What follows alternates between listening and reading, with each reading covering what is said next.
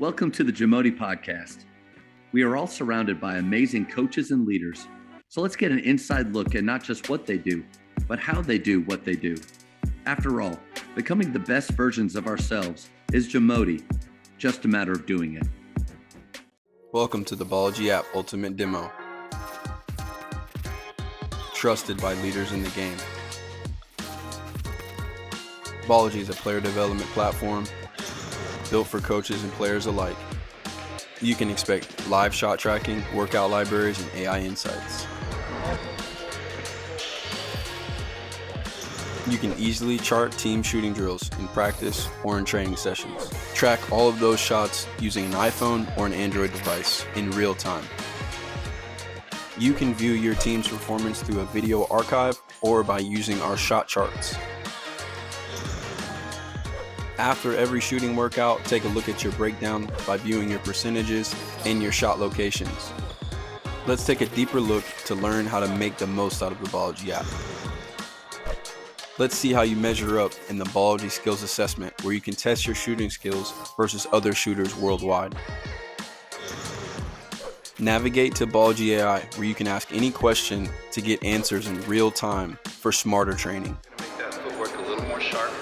Coaches or players can create custom workouts in just minutes. Hit your on-court skills or basketball IQ or even strength and conditioning. It can be done on the Ballology app. Compete with everything you do on the Ballology app through our workout leaderboards.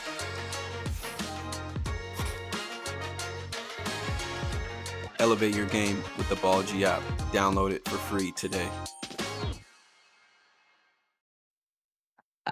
Went away. Matt, one thing you said that jumped out at me was that he was at your wedding.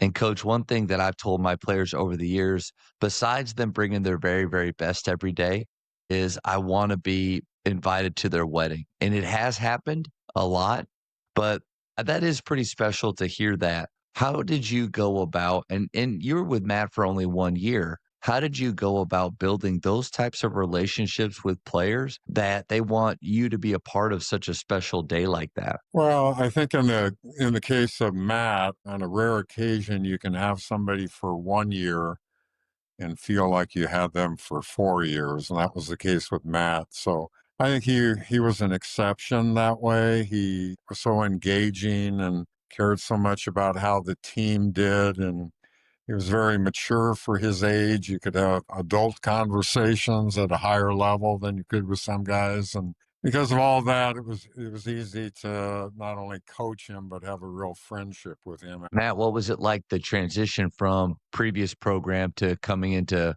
such an established program with Coach? You know, that was kind of one of the neat pieces of the story was Coach had been inducted into the NAI Hall of Fame during my career at a national tournament that I was playing in. And so I knew who Coach was, but didn't get to ever start visiting with Coach until I was heading out there. And, one thing that Coach, I think, did, and I came to appreciate as I got older and got into coaching was he's one of the best listeners I've ever been around. And I think Coach always had time and allowed me to come into his office and really talk life. And I was working through trying to become the Christian man that I was trying to become. And he was such a wonderful influence in those areas. But I think his wisdom was always something that he shared freely with me. But the way he listened, I think it was such a neat. I learned a lot from just continuing to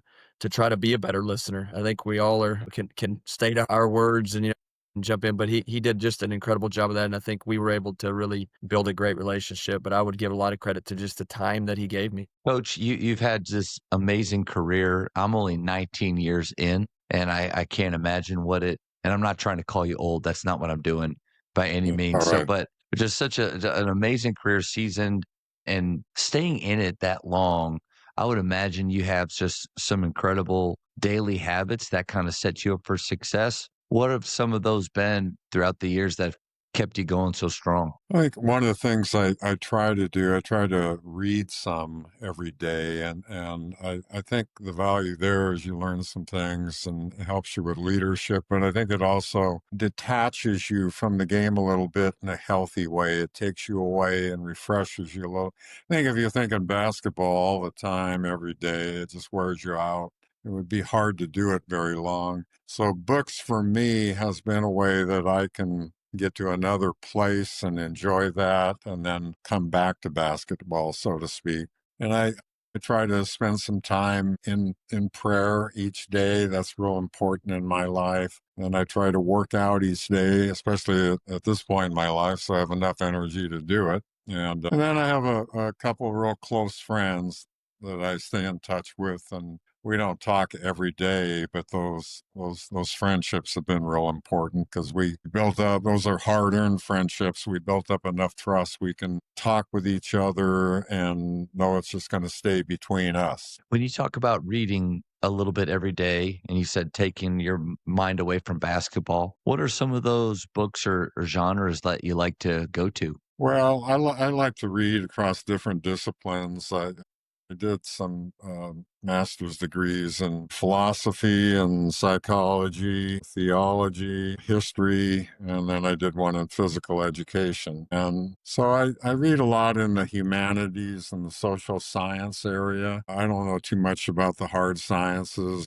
other than what I learned in some classes, but I read across those different disciplines. I think the relationship with Matt that him and I have been able to grow over the years, so important to me to be able to bounce things off of him. What of those relationships that you said you've had with those other coaches, what has that meant to you? And do you encourage all of us to try to find that circle of people that we can trust and share things with? For me, if I didn't have that, I know I wouldn't have coached as long. Coaching is an up and down kind of profession. There's some real highs, but there are also some real lows. And having friends that I could talk to about whatever came up was a real important part of my career, especially as I look back. With a couple of those guys, we've been talking for decades. And then I had a former coach. He died 6 years ago, but he was one of my college coaches. And I had that with him too. He lived locally.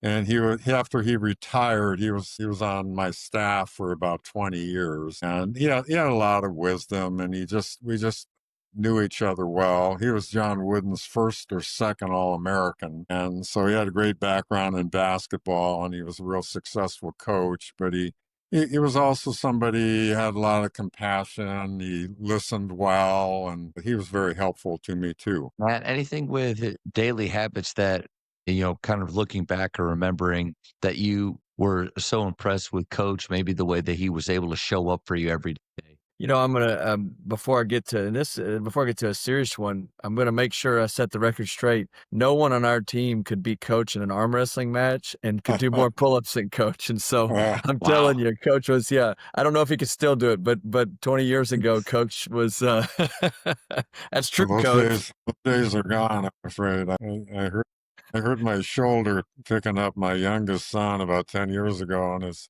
been a little bit downhill ever since then.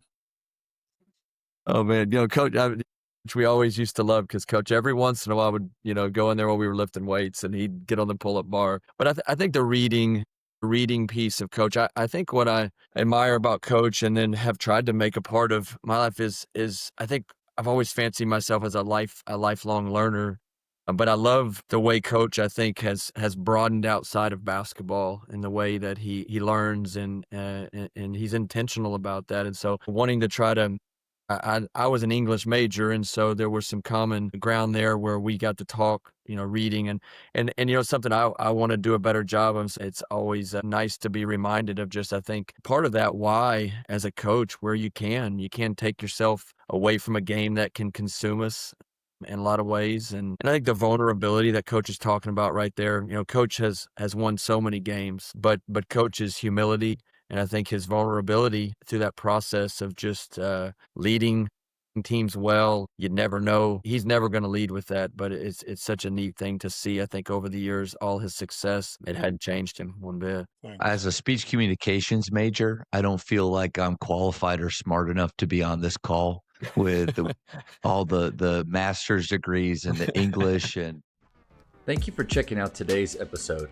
Please take a moment to subscribe to this podcast, share it with your fellow coaches, and find us on social media for what's coming up next on the JAMODI Podcast. It's just a matter of doing it.